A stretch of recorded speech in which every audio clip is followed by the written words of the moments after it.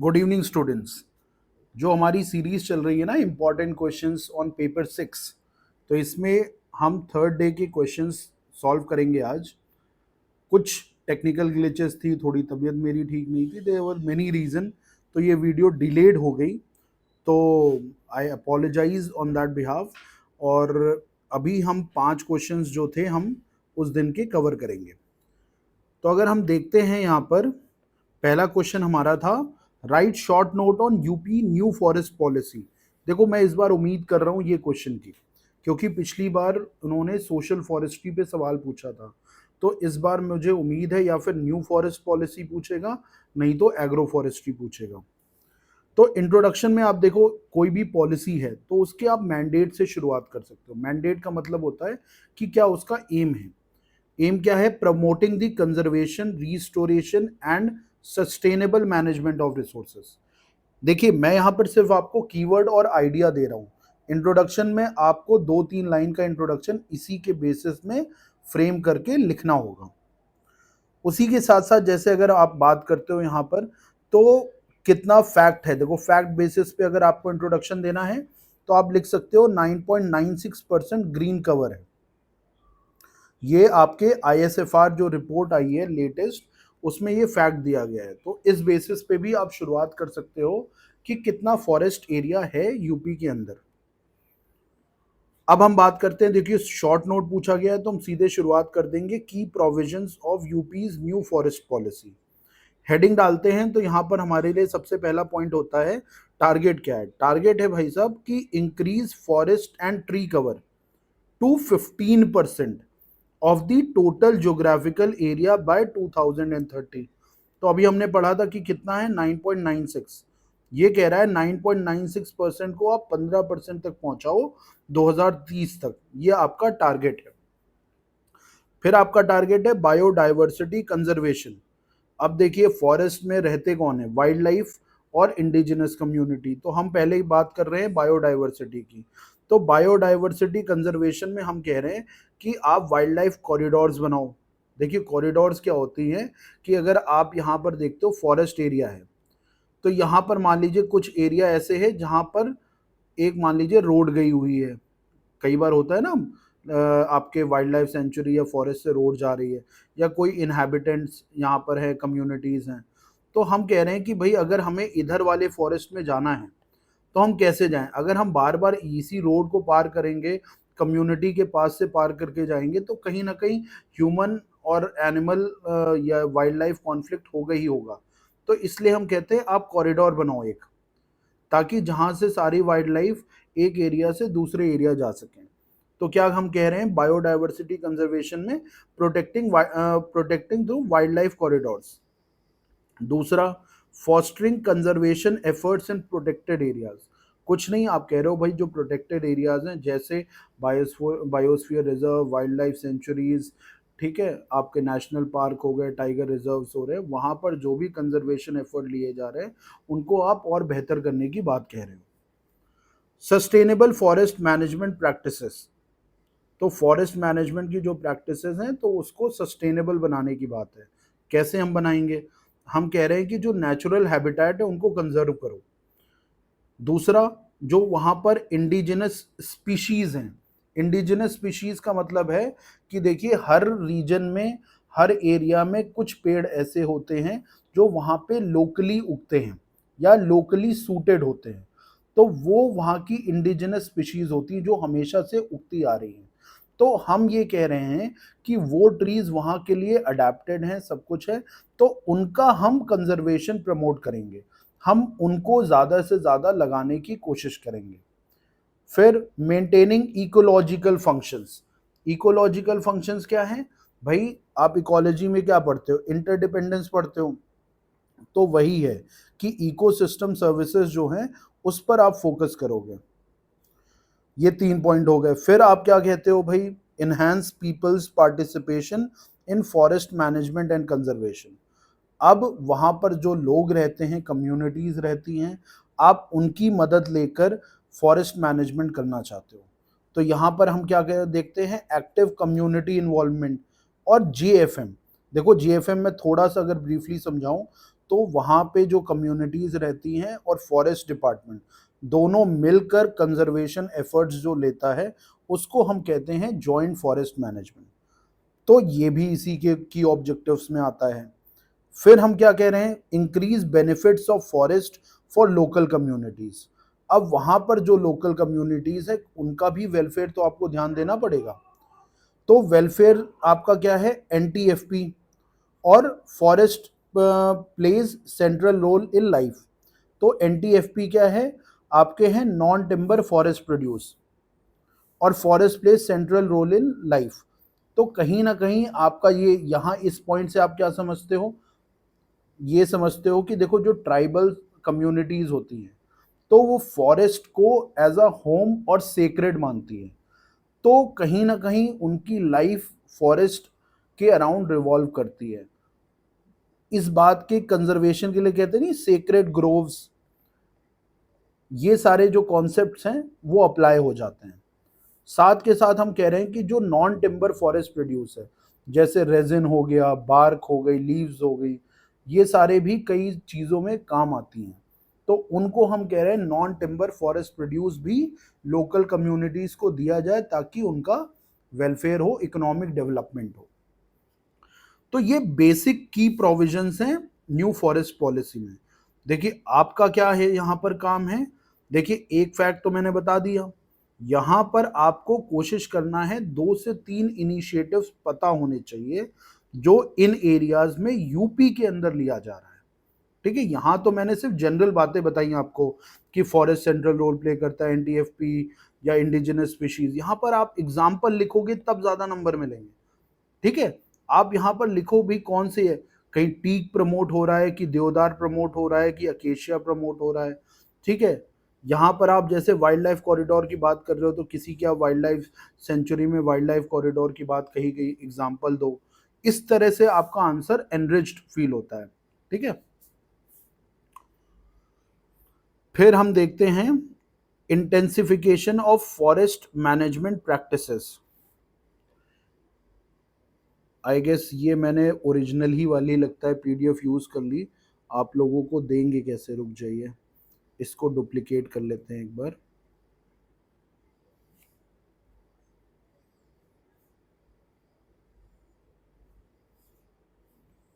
ठीक है, ठीक है। तो फॉरेस्ट पॉलिसी इनिशिएटिव्स में आप देखते हैं, पॉलिसी इनिशिएटिव्स में है हमने क्या क्या स्टेप्स लिए। देखिए ये तो ऑब्जेक्टिव्स हमने ऊपर ऊपर बता दिए, जो मैं ऊपर आपको बता रहा था ना ये आपको पता होने चाहिए, वही अब मैं बता रहा हूँ। जैसे 175 करोड़ सैपलिंग्स लगानी जानी है 5 ईयर्स में। फिर development of high tech nurseries for quality planting material, अगर कोई एग्जाम्पल पता हो तो ठीक है, नहीं तो कोई बात नहीं। जीएफएम इको डेवलपमेंट कमिटीज, देखिए अगर आप 5 पॉइंट हमने जैसे यहाँ पर लिखे हैं, intensification of forest management practices, eco tourism destination, तो कोशिश हमें करना है 5 में, यानी कि अराउंड 60% जो पॉइंट्स हैं हमारे वो स्पेसिफिक होने चाहिए। कोशिश हमारी ये होनी चाहिए, ये बेस्ट केस सिनेरियो है। आप 100 तो कोई नहीं लिख पाता, तो 60% क्या है, अगर हमने 5 पॉइंट लिखे हैं तो 3 पॉइंट में आप डेटा या एग्जाम्पल देने की कोशिश करो ताकि पढ़ने वाले को लगे कि आपने एक स्टैंडर्ड आंसर लिखा है। अब हम आ जाते हैं यूज देम। अब ये एग्जाम्पल देखो, ये इस आंसर का पार्ट नहीं है लेकिन आपको एक्स्ट्रा में कुछ चीजें बता रहा हूं जो आप यूज कर सकते हो। यूपी इनिशिएटिव्स क्या चल रहे हैं फॉरेस्ट में, जैसे 1 person 1 tree campaign encourages citizen to plant and nurture tree. Simple campaign की बात है, 1 पर्सन, एक आदमी एक पेड़ लगाएगा। Afforestation in Bundelkhand and Vindhya region to combat desertification. वृक्ष मित्र programme, recognize individuals organizations contributing to forest conservation। तो हम उनको अप्रिशिएट कर रहे हैं, उन इंडिविजुअल्स को, ऑर्गेनाइजेशंस को जो कहीं ना कहीं फॉरेस्ट कंजर्वेशन और फॉरेस्ट मैनेजमेंट में हेल्प कर रहे हैं। तो आप सबका देखो एक काम है, देखो जितनी मेहनत मैं कर रहा हूँ आपको भी उतनी ही करनी चाहिए, क्योंकि बल्कि उससे बहुत ज़्यादा करनी चाहिए क्योंकि आपका रिजल्ट स्टेक पे है।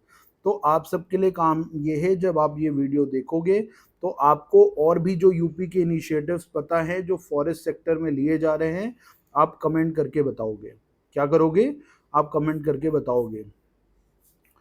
अब हम आ जाते हैं कंक्लूजन पे। तो कंक्लूजन में हम सस्टेनेबल डेवलपमेंट से बात कर सकते हैं कि भाई अगर आपको फॉरेस्ट पॉलिसी और ये टारगेट अचीव करना है ग्रीन कवर का, तो आपको ये सारी पॉलिसी इंप्लीमेंट करनी पड़ेगी, क्योंकि हमें सस्टेनेबल डेवलपमेंट अचीव करना है। एसडीजी गोल से आप कर सकते हो, ठीक है। तीसरा, combat climate change, protect biodiversity and strengthen rural economy. In keywords को सिग्निफिकेंस दिखाते हुए भी आप एंड कर सकते हो।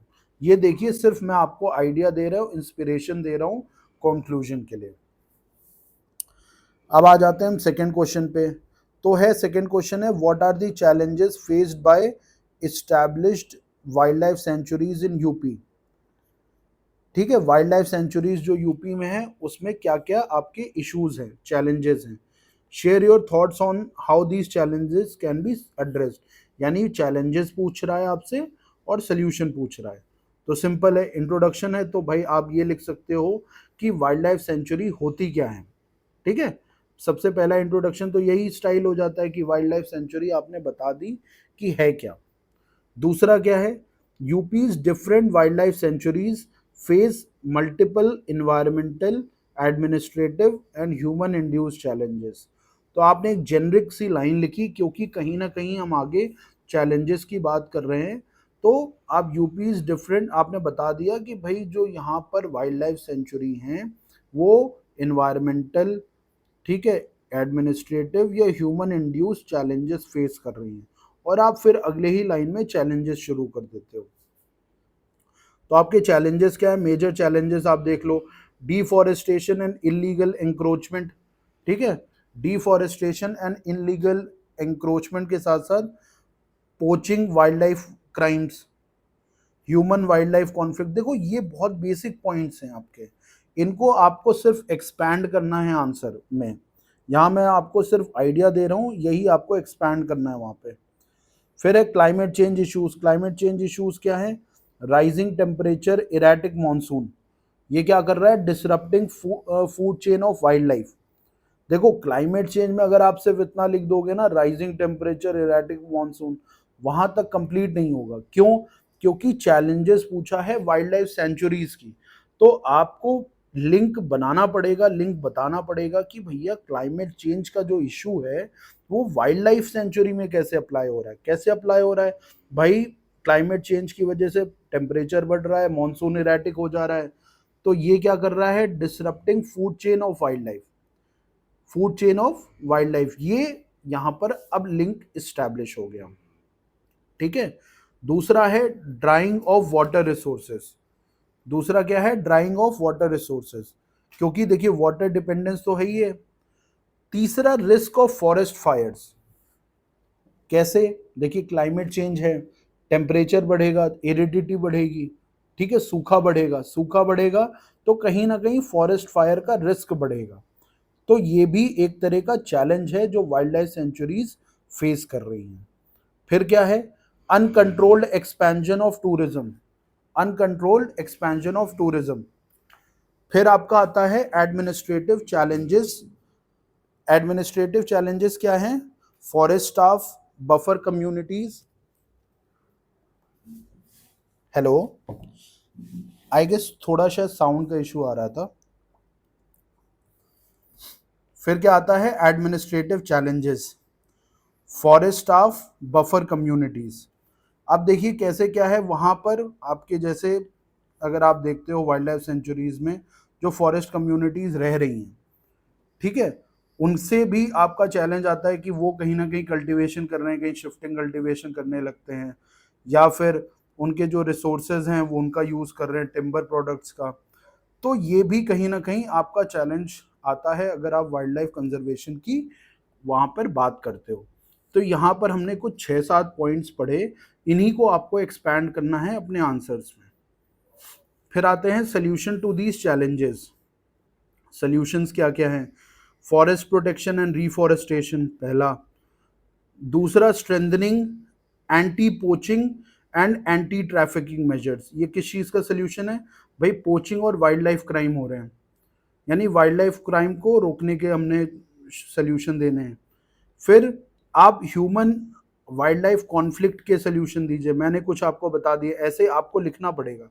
यहाँ मैंने जैसे लिखा है, electric fencing, wild life corridors, artificial water resources in forest itself. देखिए बहुत बार क्या होता है ना, जानवर पानी की तलाश में बाहर की तरफ जाता है और जो कम्युनिटीज़ जहाँ पर लोग रह रहे होते हैं वहाँ फिर कॉन्फ्लिक्ट की सिचुएशन आती है।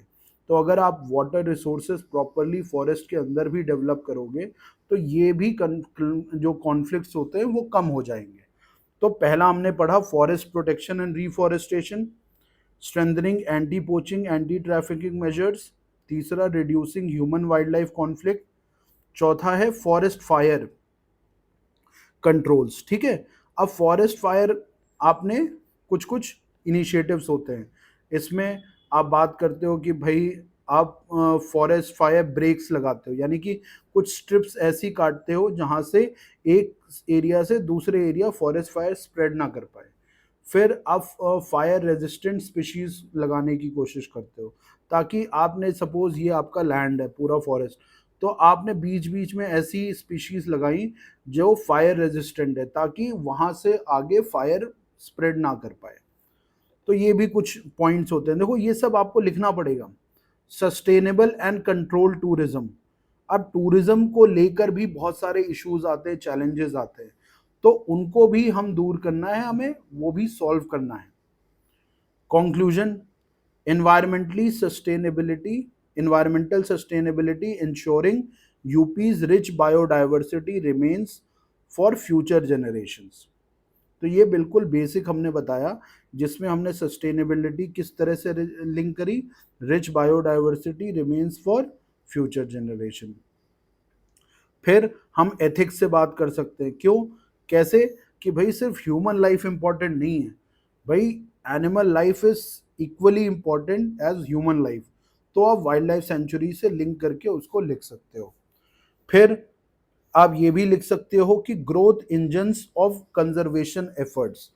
एक बात को समझिए, national park, wild life sanctuaries, आपके बायोस्फीयर रिजर्व्स, ये क्या है, ग्रोथ इंजन्स है। ग्रोथ इंजन्स किस चीज़ के, जो आप इन्वायरमेंटल कंजर्वेशन एफर्ट्स ले रहे हो उनके ग्रोथ इंजन्स हैं। तो आप ये बात मेंशन करते हुए कह सकते हो कि अगर आप ग्रोथ इंजन्स ही फेल हो जाएंगे तो कहीं ना कहीं ओवरऑल कंजर्वेशन एफर्ट्स फेल हो जाएंगे। तो ये कुछ 3 एरियाज थे कि 3 स्टाइल हैं कंक्लूजन की, जो आप यूज कर सकते हो अपने आंसर में। देखिए मैं बहुत जल्दी बता रहा हूं क्योंकि बहुत लंबे लंबे वीडियो आप भी नहीं देख पाओगे। ठीक है, तीसरे क्वेश्चन पे आ जाते हैं। Mention the factors responsible for river pollution in UP, suggest remedies. तो कुछ नहीं कह रहा है, आप फैक्टर्स बताओ और सोल्यूशन बताओ रिवर पोल्यूशन के। तो वही अपने फैक्ट्स क्या होने चाहिए भाई, फैक्ट बेस्ड, पोल्यूशन कितना लेवल पे है। ठीक है, किसी भी आप मेजर रिवर का एग्जांपल दे सकते हो, गंगा, यमुना या कोई भी मेजर रिवर जिसका आपको फैक्ट याद आ रहा हो, किसी भी तरह का जहां पर पोल्यूशन की बात हो रही हो। एक ये तरीका है इंट्रोडक्शन का। दूसरा आप ऐसे लिख सकते हो कि भाई देखो रिवर्स कितनी इंपॉर्टेंट है, वो वाटर सप्लाई कर रही है, एग्रीकल्चर में इरिगेशन का काम है, इंडस्ट्री, बायोडाइवर्सिटी, इन सब सेक्टर्स में रिवर वाटर का यूज पड़ता है। तो कहीं ना कहीं currently rivers are in general facing pollution issues which puts these in risk। जो इनसे आप सिग्निफिकेंस डेराइव कर रहे हो वो रिस्क पे आ जाता है कहीं ना कहीं।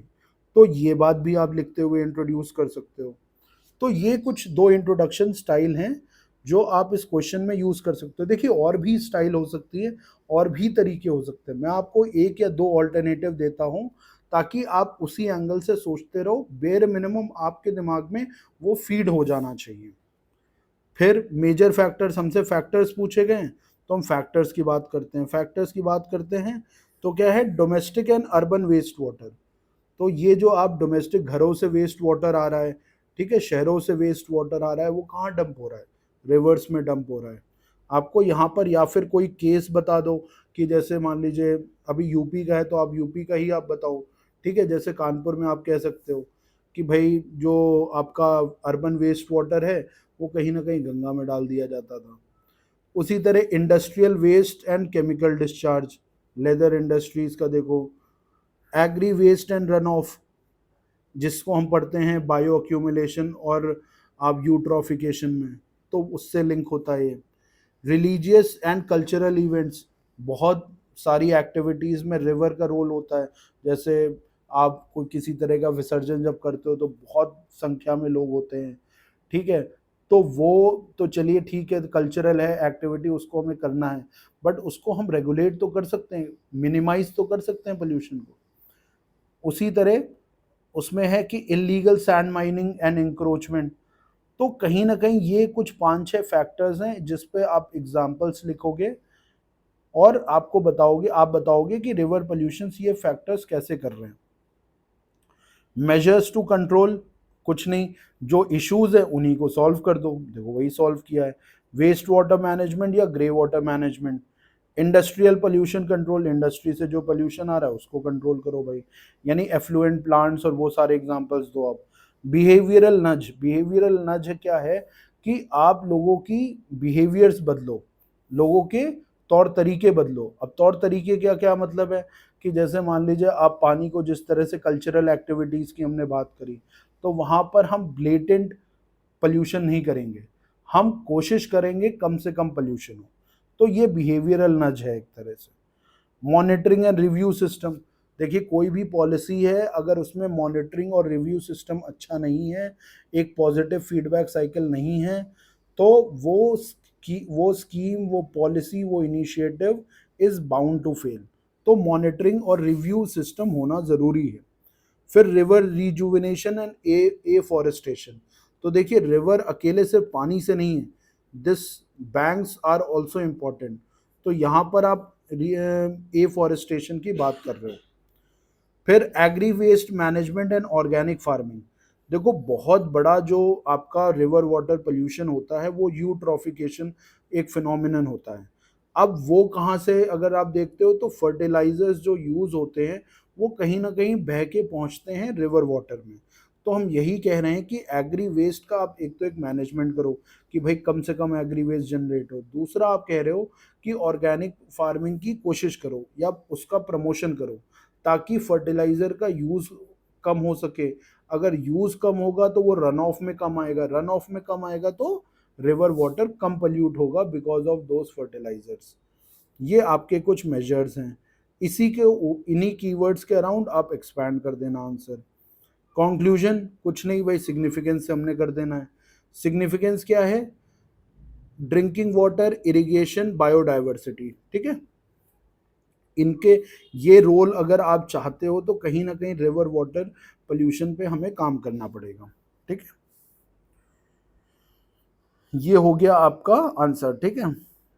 अब हम आते हैं यहाँ पर examine the ecological and economic significance of Terai region in UP, ठीक है। Ecological and economic significance of Terai region in UP, what conservation challenges does it face and how can they be mitigated, यानी चैलेंजेस पूछ रहा है, solution पूछ रहा है, significance पूछ रहा है, 3 पार्ट में आपका ये क्वेश्चन है, ठीक है। इंट्रो, अब इंट्रो में आप लिख सकते हो कि भाई तराई रीजन है, which region is referred to as Terai, तो आप बताओ कि भाई तराई कौन सा रीजन है। दूसरा, कैरेक्टरिस्टिक्स लाइक आपका fertile alluvial soil, dense forest, rich in biodiversity with numerous human settlements, तो आपने एक तो भाई एरिया में बता दिया कि तराई रीजन कौन सा है, दूसरा आप कैरेक्टरिस्टिक्स की बात करते हो कि तराई रीजन की कैरेक्टरिस्टिक्स क्या है। तो इस तरह से आप रीजन को इंट्रोड्यूस कर दो, छोटा सा मैप भी दिखा सकते हो कि यूपी का आपने मैप बता दिया, देखिए रफ सा है, ठीक है। अब जैसे अगर हम बनाते हैं, यूपी का मैप बना दिया आपने, ये तो रफ सा हो गया, आप बना लेना, तो आप बता दो कि भाई तराई का रीजन कहाँ है, ठीक है। ऑब्वियसली ऊपर है, शिवालिक वाला रीजन है, तो वो आप बना के मैप में भी दिखा सकते हो अगर आप Terai which region is refer to as Terai ये मेंशन करते हो तो। Ecological and economic significance of Terai, ये कुछ नहीं भाई, बायोडाइवर्सिटी रिच है, fertile agri zone, agriculturally fertile है, हाइड्रोलॉजिकली इंपॉर्टेंट कैसे, वेटलैंड सिस्टम्स वहाँ पर बहुत हैं जो कि ग्राउंड वाटर रिचार्ज और फ्लड कंट्रोल का काम करते हैं।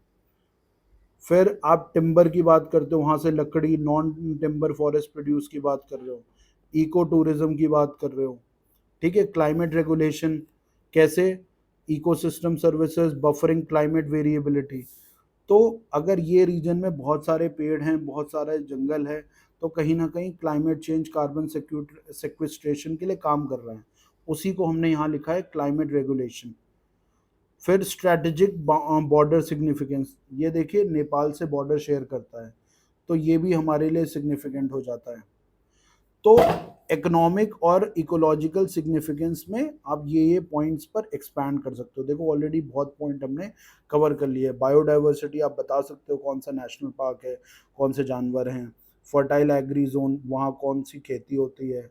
हाइड्रोलॉजिकली इम्पोर्टेंट, ये आपने बता सकते हो, वेटलैंड है, कोई एग्जांपल याद है, टिम्बर, एनटीएफपी, ठीक है। Climate regulation, eco tourism, strategic border significance. Conservation challenges faced by Terai region, वही सारे हैं, deforestation and encroachment, human wild life conflict, poaching and illegal trade, pollution of wetland and rivers, over exploitation of forest resources और climate change impact. ये पिछले वाले question में जैसे हमने किया था वही सारे ही रहेंगे आपके, मोर और लेस उन्हीं पॉइंट्स को आपको यहाँ पर भी यूज़ करके लिखना है। तो यहाँ पर मैं एक एक को समझाऊंगा नहीं, क्योंकि ये खुद ही में अंडरस्टूड है कि ये क्या हैं पॉइंट्स। तो चैलेंजेस आपने कर लिए, अब आपने स्ट्रैटेजीज क्या करनी है मिटिगेशन की। कम्युनिटी बेस्ड फॉरेस्ट मैनेजमेंट यानी जेएफएम, जहाँ भी फॉरेस्ट मैनेजमेंट की बात आए आप हमेशा जेएफएम को प्रमोट कर सकते हो, एक जनरल पॉइंट है, आप यूज कर सकते हो।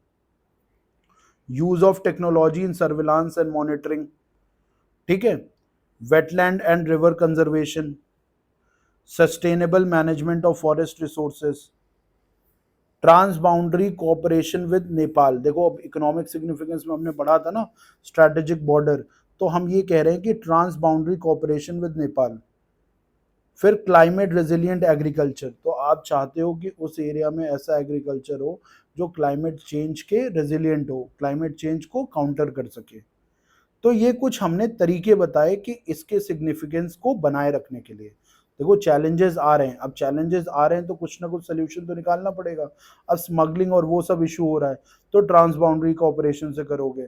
क्लाइमेट चेंज के इश्यूज आ रहे हैं तो क्लाइमेट रेजिलिएंट एग्रीकल्चर करोगे, ठीक है। यहाँ पर फॉरेस्ट कम्युनिटी इश्यूज आ रहे हैं तो आपने जेएफएम की बात कर दी, ठीक है। आपको स्टाफ और मैनेजमेंट की दिक्कत हो रही तो आपने टेक्नोलॉजी का यूज़ कर लिया।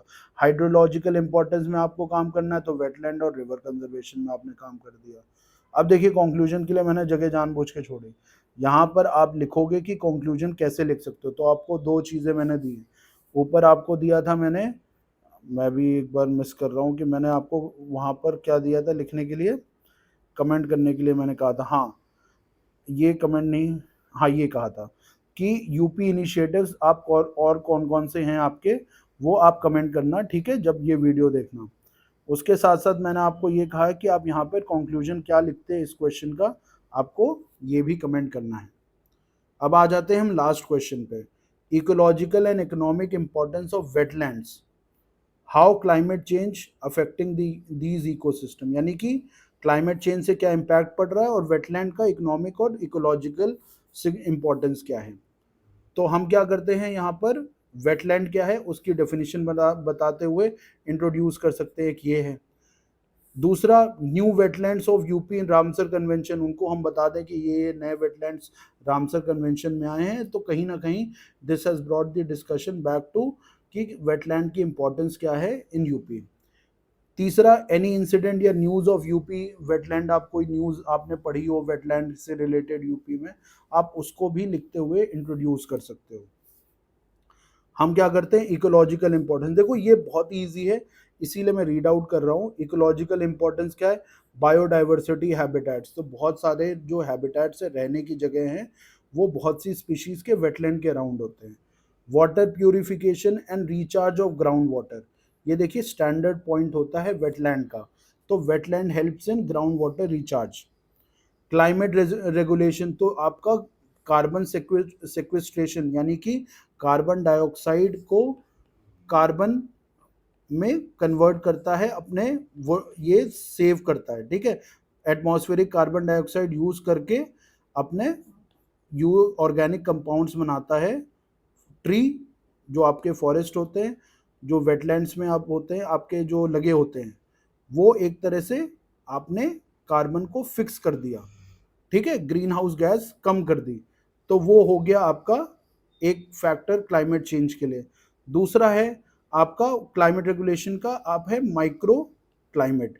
छोटे से एरियाज में आप देखते हो जहाँ पेड़ पौधे बहुत लगे हैं, जहाँ पे रिवर सिस्टम है, जहाँ पे वेटलैंड्स है, वो थोड़ा ठंडा होता है, तो कहीं ना कहीं उनका जो बफर होता है ना क्लाइमेट एक्सट्रीम्स का, वो बहुत कम होता है, तो हम कह सकते हैं माइक्रो क्लाइमेट मैनेजमेंट। फिर फ्लड कंट्रोल, हम बात करते हैं अर्बन फ्लड्स बहुत, जब भी हम रीजन बात करते हैं तो कहीं ना कहीं हम वेटलैंड इंक्रोचमेंट की बात करते हैं जो अर्बन फ्लड्स का रीजन बनती है। तो इसकी इम्पोर्टेंस में भी आप कह सकते हो वेटलैंड्स की कि भाई फ्लड कंट्रोल इसका इम्पोर्टेंस है। फिर माइक्रो क्लाइमेट स्टेबलाइजेशन मैंने ऊपर बता ही दिया था कि एक लोकल एरिया के क्लाइमेट को स्टेबलाइज करने में हेल्प करता है, एक्सट्रीम टेम्परेचर्स आने में उसको दूर रखता है, एक्सट्रीम टेम्परेचर्स को दूर रखता है।